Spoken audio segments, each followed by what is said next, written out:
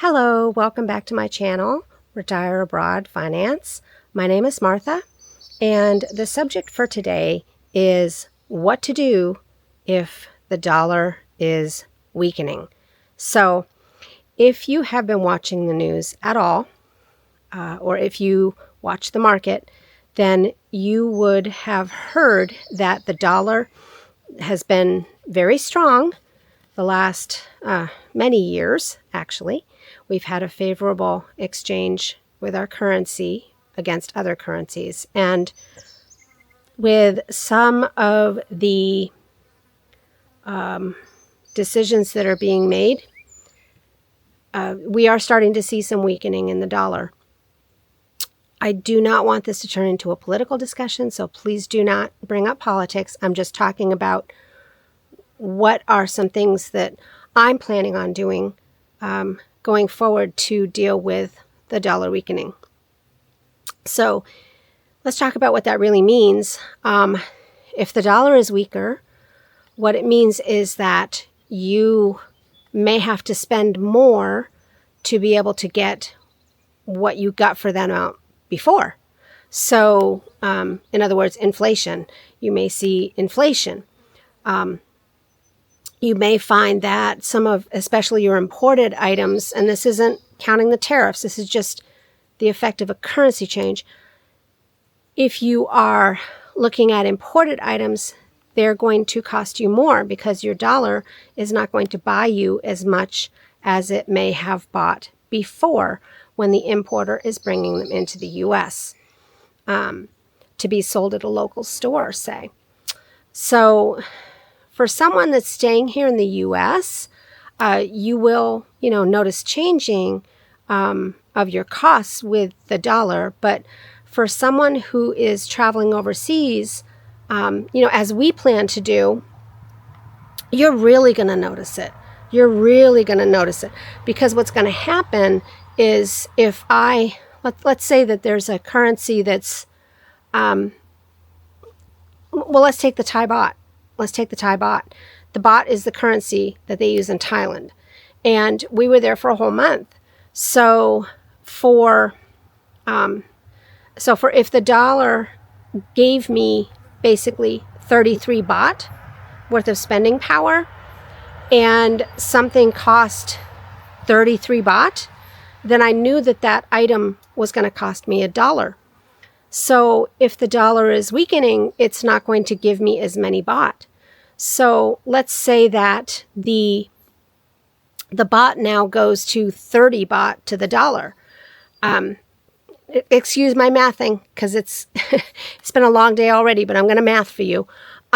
So if the baht is now worth $30, if the dollar is worth 30 baht, and you go to buy that 33 baht item, because the price didn't change, right? You go to buy that 33 baht item, you are now paying $1.10 instead of $1. So that doesn't seem like it's going to be a whole lot of money. But when you're looking at things like plane tickets or accommodations, that are, sometimes $1,000, that can impact your budget. So I wanted to do this video to talk about how I plan to deal with a weakening dollar, what my husband and I are going to do as we travel the world to be able to afford it and to not have budget issues and things like that. So I have a few items that I'm going to talk about, ways that you can address it. So number one, and to me, this is really the most important thing. Number one is you never, ever spend right up to your budget amount. You always, always, always are going to give yourself some wiggle room. So if I have a $4,000 budget, I want to find between $400 and $600 of cushion. So these can be just, something that you just put as like cushion and you don't even count it at all. Or it can be something that is just easily struck from your budget. Something like, I don't know, Something like, the number of times you go out to eat, for example. Maybe you go from 4 times out to 2 times out per month. Or, maybe tours. Maybe you say, well, I want to be able to buy $400 worth of tours, but you know what? We're going to bring that down to 150 or maybe none. So you always try to keep yourself some wiggle room in your budget. And that's going to help you as the dollar devalues. Now, when it strengthens again, because currency goes up and down, it goes up, it goes down, it's just the way of it. It's the way of economy and how global economy works. But if you have that kind of wiggle room in your budget, then honestly, you'll notice it, but it's not going to derail your plans. You'll just, go with the flow, and in the years that the dollar's stronger, you're going to enjoy it.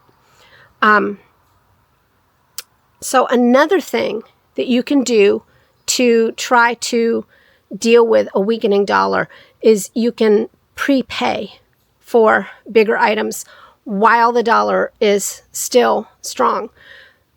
So I've been doing some of this summer, and I've been trying to pay for long flights. I've got several cruises that were signed up for all the way from spring of 2026 to the end of 2026. We're doing a few cruises. One of them is a bucket list. The other one is reposition. The other 2 are repositioning. But we're going to pay for those while I'm still employed, number 1. And number 2, before the dollar weakens too much. Those will be paid off. So that, that means that I'm actually, I'm going to get more bang for my buck. Yes, it's a fixed figure. I know that. But, I'm going to go into my travel having some of the big items already paid for, which just gives me more room in my budget. So that's where I'm thinking about with that. For accommodations that are actually in Europe, for example, I'm prepaying those. So they all have a cancellation policy, so I'm not completely stranding us with this, giving us no options. But I am going to go ahead and make sure that they're paid for ahead of time with a dollar that was stronger. And so I've got that taken care of. One other thing that I'm doing is I've actually opened up a Wise account, and I'll put some graphics up here, a video up here, so that you can see what you can do with Wise. But with Wise, I can actually hold multiple currencies in my account. So, we know that this fall we're going to Europe. We know that we're going to be in Thailand in the winter. We know that we're going to be in Vietnam in the spring. So I can start putting money in there, and I can start converting it when it's a favorable exchange rate. And then I'm holding that money in that Wise account for when we want to use it next year. And, the good thing about Wise is the fees are low for that sort of thing. Also, I can set alerts on Wise, so I can tell Wise, let me know when the exchange rate, say, for the dollar to the euro gets down to $1.12 per euro. I can tell it to do that, and it will send me an email, it'll send me an alert on my phone, and then I know, okay, now's the time to go in and buy euro, right? And then when I'm at the grocery store in Italy or in Albania or Croatia or wherever, when I'm at the grocery store, I can go in and I can pay with my Wise account by tapping, or I can they have a physical Wise card you can order, and I can pay for those groceries using my euros if it turns out that, the dollar has weakened and the exchange rate has gone back up again. So last time I checked, the exchange rate was $1.17 to the euro. So that means for every 100 euro, it's going to cost you $117. Not even a full month ago, maybe it was a month ago, just a little over a month ago, we were in Spain, and the exchange rate at that time was $1.12. So for every 100 euros, it only costs us $112. So that's an increase of $5. So you multiply that out a bit with some of your larger expenses, and you'll see you can sabotage yourself if you don't have cushion. Another example I'm going to give of the effect of currencies. I'm planning on getting some Japanese yen in my Wise account. And the reason why I'm doing that is because we will be in Tokyo for a few days next spring. And right now, Japan is extremely affordable for a U.S. citizen. And the reason why it is because, now I haven't looked at it the last couple days, but it was 145 yen to the dollar. So for every dollar you're spending, it's giving you 145 yen worth of spending power. So that's now. Not even, I don't know, maybe 10 years ago, I was in Kyoto, Japan, with my daughter for almost 2 weeks, getting her set up. She went to school there for about 9 months, I think. So I was getting her set up in an apartment and getting her a bank account and, helping her familiarize herself with the city and all that good stuff. And it was 100 yen to the dollar. So $1 gave you 100 yen's worth of spending, not 145. And I found Japan to be very expensive. And that's Kyoto. That wasn't in Tokyo, which is more expensive than Kyoto. So, for all the people that are saying, Japan's an inexpensive place to go. Well, yeah, it is now. It is now because the Japanese economy is basically so slow. I won't get into the technical aspect of it, but if you look at Japan's economic performance, it's very, very slow, which is why their currency has devalued. So sooner or later, they're going to do something to, stimulate their economy, get it moving. And then Japan is not going to be the buy that it once was for us. So I'm going to get some yen, and I'm going to go ahead and convert it while it's still favorable to me. And then when we go out to dinner in Tokyo or anything like that, I can do that for 1.45 145 to the dollar instead of just 100 to the dollar, right? You say 50%. So, I'm going to have this Wise account, and I will be able to do currency conversions. I'll be able to pay in their currency, things that are really going to help me out in terms of trying to be careful with our money. So, number one, we've got cushion. Number two, we've got an app that allows me to get the currency and be careful about when I buy it. And I can use it. I can tap with it. I can use the card to pay someone directly. I can use the card to take some money out of an ATM at that, to access my own money. So number three is I'm going to, as the dollar weakens, if it continues to weaken, I'm going to take another look at where we are traveling. And if we are trying to if we're trying to do maybe 2 weeks in Ireland, which is a very expensive place, or maybe even 3 weeks, maybe we're going to do it as a bucket list and we're going to do a whole month. And so now the dollar's devalued, it's going to cost us a lot more money. Well, maybe we shelve that. Maybe we put that off for another time and we decide to go somewhere that is less expensive to stay. Like maybe we decide to, let's see, we're going to be in Europe, so maybe we decide to go to Romania. Or maybe we decide to go to Albania or to Turkey outside of Istanbul. Or maybe we go to, I don't know, there's a ton of different countries you can go to that help you to deal with currency fluctuations because it gives you so much more cushion in your budget.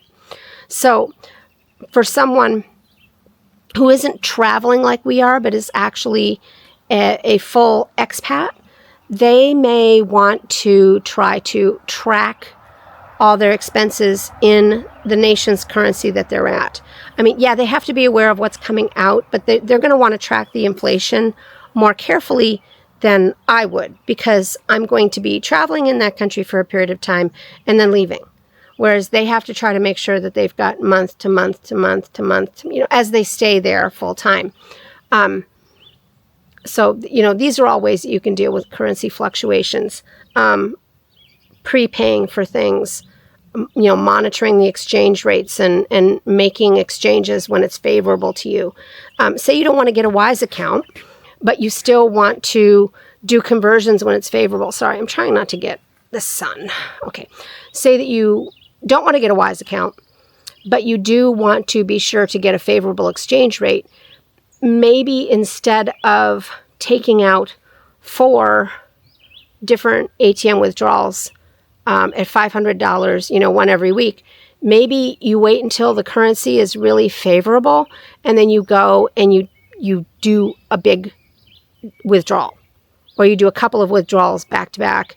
I know that there are limits on days and stuff like that, but you do a couple of withdrawals within that period that the currency is at a good rate, and then you just have your money for the whole month. So, there's a lot of ways that you can deal with this, but, just know that if you budget yourself too tightly, then currency fluctuation is definitely going to hit you, especially if you're traveling. In the U.S., you'll see it in inflation. That's what you're going to see it as. My heart breaks for all the people that are living on Social Security and they can barely make ends meet. And then there's, dollar weakening and you see inflation. My heart breaks for those people. It really does. I can only imagine that must be very difficult to wait until the COLA adjustment when it's a year like 2022 and things are just out of control. And for those people, I would say, find out if you have local agencies or food banks or anything that can help you out. So I'm not being unfeeling with that. My own mother is almost 89, so she's on Social Security, and I understand. I do understand. So, but for the rest of us that are traveling, it can make it challenging as you go, especially slow traveling from country to country to country. So those are just a few of the things that I plan on doing to deal with the devaluation of the dollar. I'm hoping that once we get less uncertainty, let's just put it that way, once we get less uncertainty in our fiscal policy, that things will simmer down a little bit. The market's been doing great, so I can't complain about that. But I do want to have a little bit more stable currency as we travel around. We've gotten a little spoiled. U.S. citizens have gotten a little spoiled. If you travel, your dollar's always desired in a country. So anyway, just a short one, just to go over that. I just want to talk about it. And, I really hope that it helps somebody. I would love to hear questions or comments or anything in the comments below. I'd love to hear what your experience has been, especially if you're traveling now. Have you seen a lot of, I don't know if you call it currency erosion. I don't know what have you seen a lot of devaluation as you travel? And have you had to make changes? Have any of you had issues with your budgets? So please let me know. And otherwise, I will see you later. God bless. Bye. So I wanted to do this video to talk about sorry, there's a plant down there tickling my leg. I want to make sure it wasn't anything else. Okay. Focus. Or you save, I'm sorry, this is where the mathing doesn't work when you've worked all day. You save 33% of, what it would have cost you otherwise. Or 50. No, it's right, 50%. I'm going to do the math and I'm going to correct this. But anyway, I'll put it in the video here. Because Martha's not mathing anymore. It's Friday night.